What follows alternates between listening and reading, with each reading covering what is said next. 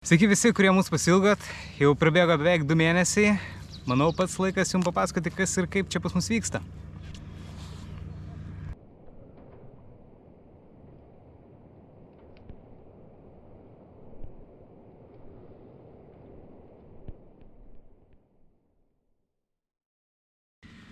Na tai pradėsiu nuo pradžių.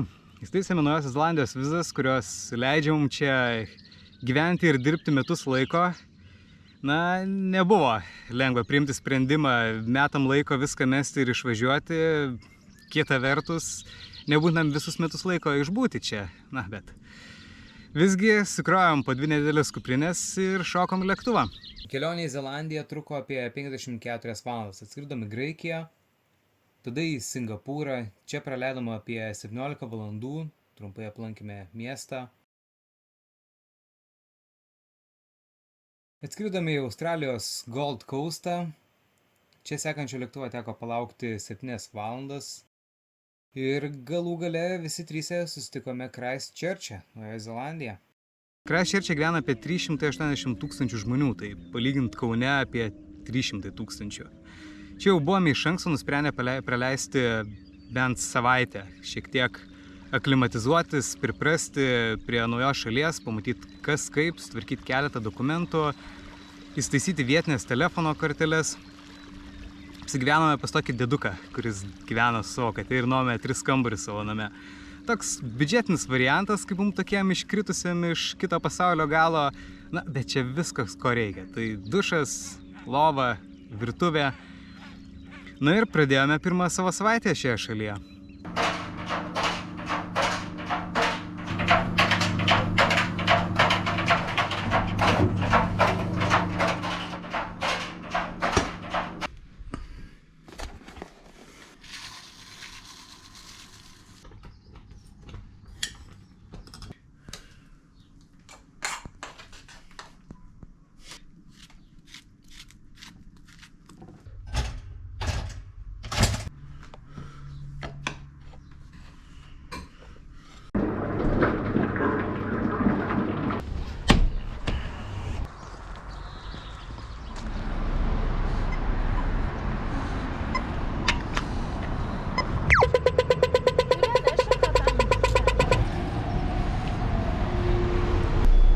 Hello. Morning.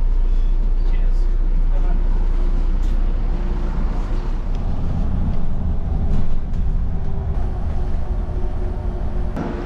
Door 16. What milk was it first?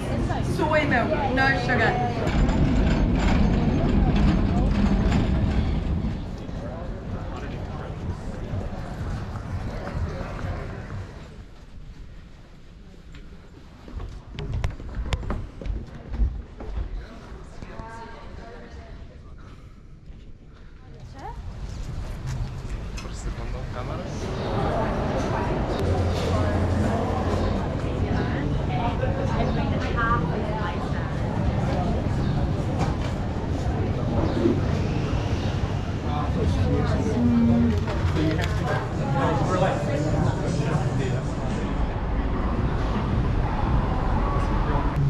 Jonai, nedaryk gėdos, išvažiuojam iš čia. Sės.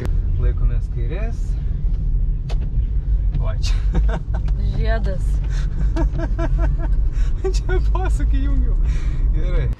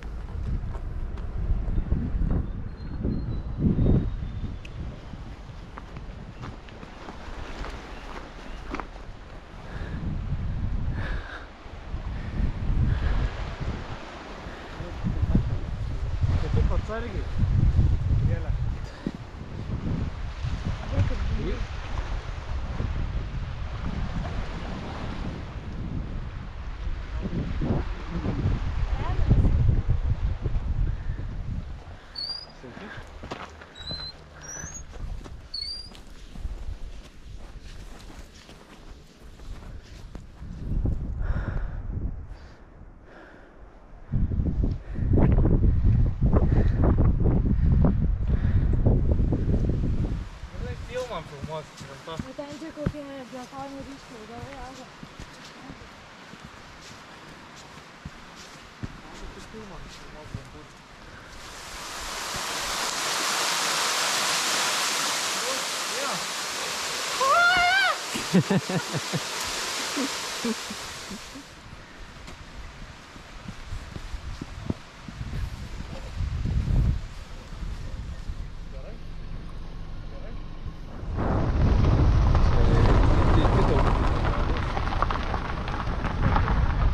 Hei tu, gerulė, ką tu?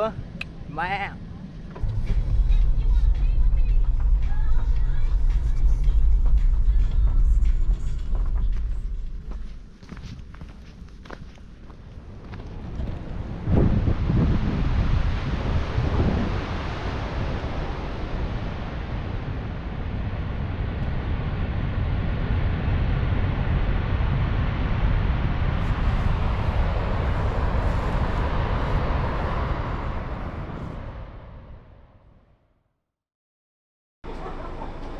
Savaitė bėgant susiradome darbus, susikrovėm skudurus ir išlėkėm.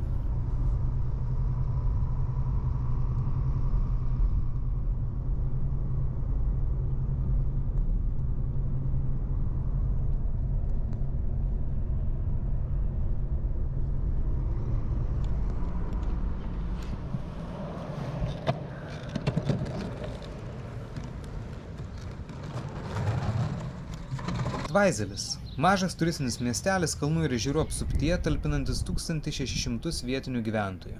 Čia ir mokykla, darželis,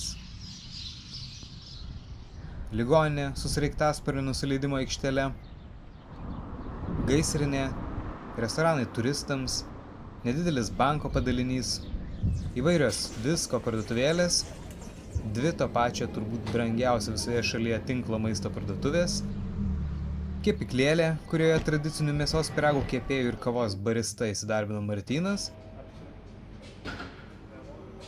Na ir daugybė viešbučių, kur viename iš jų įsidarbinome mes su Gabriele kaip housekeeperiai.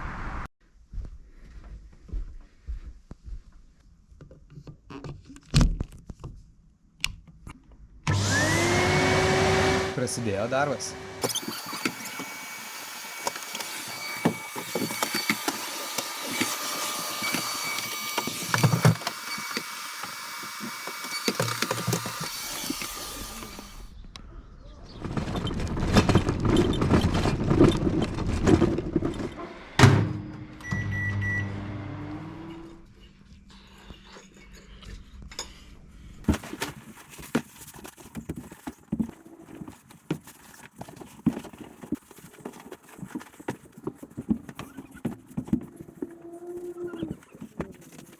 O prasidėjus darbams prasideda ir savaitgaliai.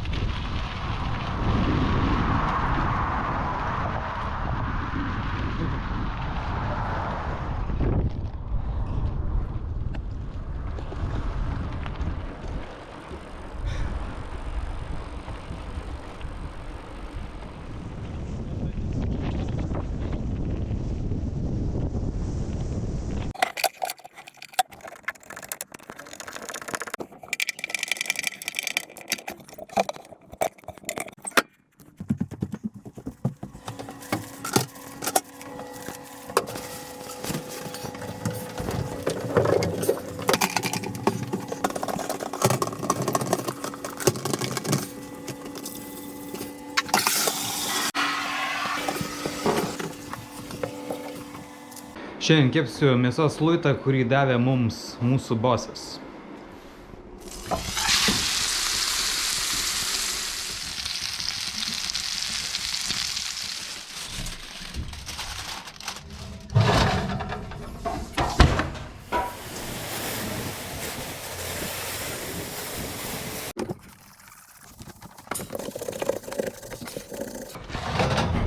Oops, sorry. Let's see what we have here.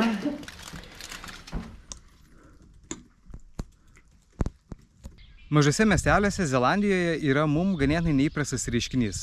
Na, įsivaizduokite, miegate savo, antrą nakties saldžiai parpėt jūsų ir pasigirsta. Ir nežinot, ką daryti. Lauke jokio sujudimo, nieks apie tai tavęs nėra perspėjęs, gal žemės drebėjimas, gal koks ugnikalnis, nu vėl nežino kas. Pasirodo, mažose miesteliuose nėra nuolatinių ugniagesių etato, yra savanorių sistema. Tai kažkas nutinka miestelė arba miestelio apylinkėse, dispečeriai jungia šitą sireną ir turi susirinkti 3 savanoriai. Tai vienas bus vairuotojas, kitas bus tas, kuris laiko šlangą ir kitas bus tas, kuris jungia vandenį tai šlangai, nu, kad gesintų tą gaisrą. Ir tik tai tada, kai susirenka 3 savanoriai į štabą, tik tai tada jie gali išjungti šitą sireną. Na, mums tai ganėtinai jau įprasta, ta sirena įsijungia kartą per savaitę, 2 kartus, kartais visai nebūna jos visą savaitę.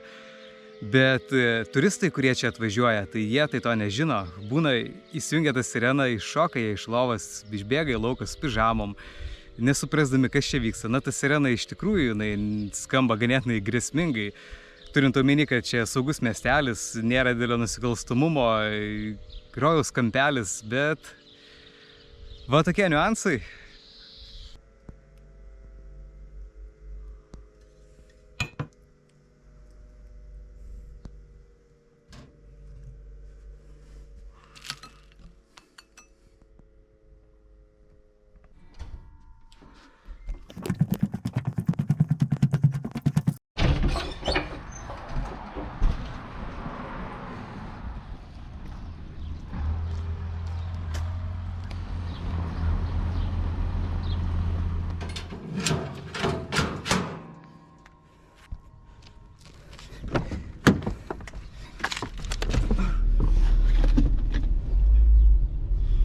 Važiuoja sąvartyną išvežti šiukšlių.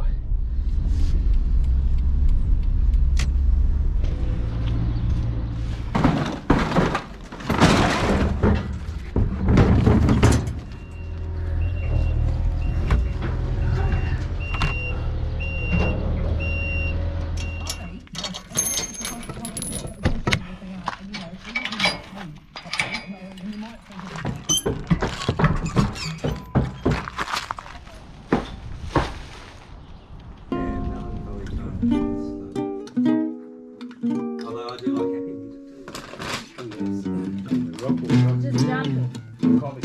Sometimes you need more melancholic, sometimes you need That's right. movement. Hands on your mood. It's just like that. Paskolinom iš boso mašiną ir varysim pirmą savo road tripą.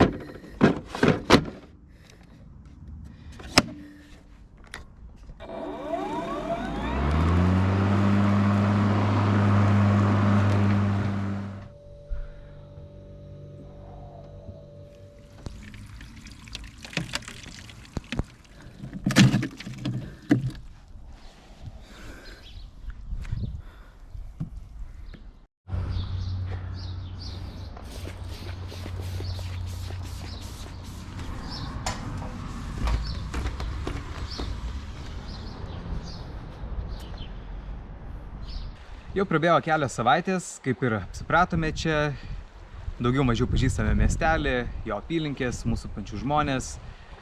Po truputėlį prasideda rutina. Žinome, ką valgysim pusryčiam, kada kelsimės, žinome, ką dirbsim, na bent jau pirmąją dienos dalį, nes mūsų bosas nelabai mėgsta planuoti visos dienos. Jisai suplanuoja pirmąją dienos dalį, tai mūsų pagrindinės funkcijos matelio valymas, o tik po pietų sužinome, ką veiksime vėliau. Tai žolės pjovimas, dažymas, įvairūs ūkio darbai. Jau gavome savo antrus atlyginimus ir vieną vakarą mūsų Martinukas grįžta su Venu. Talpi mašina, kurią pardavė kažkoksai darbininkas, visiškai neparuošta gyvenimui joje.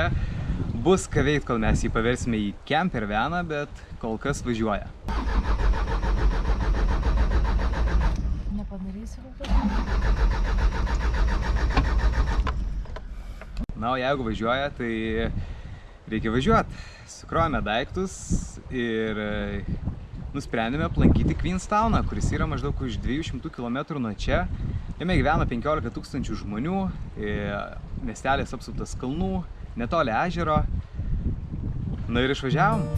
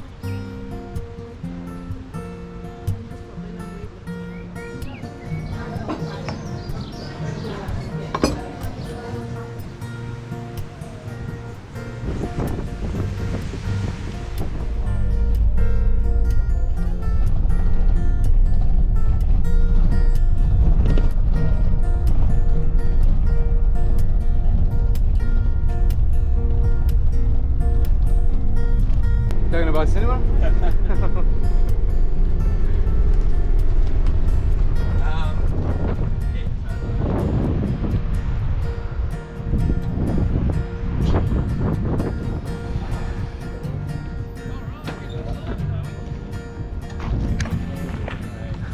Yeah, the big one's probably just hanging on nice and tight during the spin, especially in front.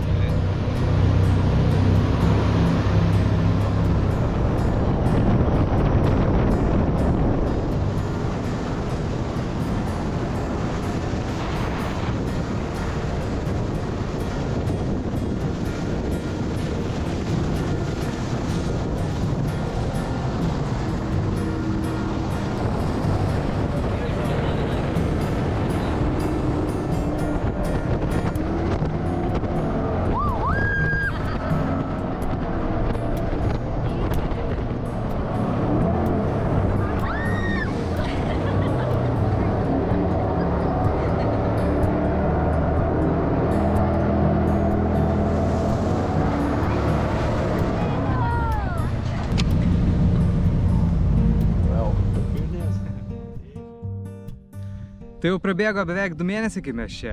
Kol kas kiekviena diena atneša vis kažką naujo. Darbai, kokių nedirbame namie, visai kitoks darbo ritmas, negu buvome pratę, netikėtinai vaizdingos savaitgalių išvykos.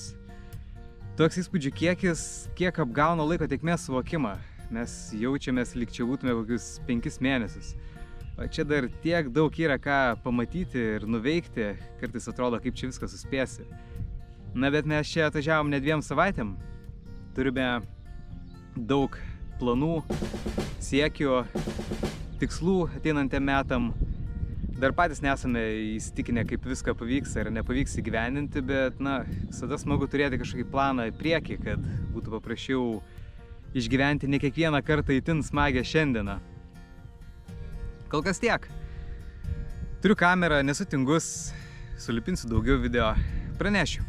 O šiaip galite sekti mano YouTube, nes tik tai ten viską ir kelsiu. Iki sekančio.